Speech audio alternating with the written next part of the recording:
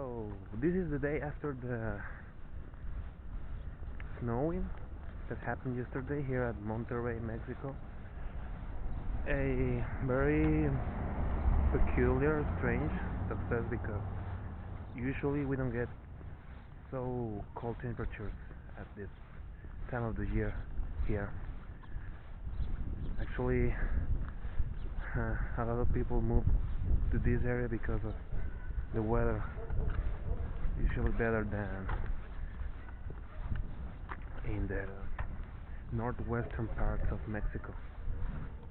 But actually, in Texas, there is a snowstorm still, and yesterday and the day before yesterday, it snowed here just a little bit, but enough to make us to feel cold, all of us.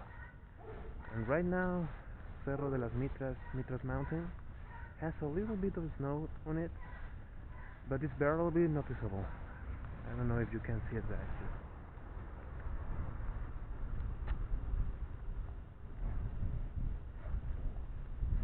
here. Just some sprinkles of snow.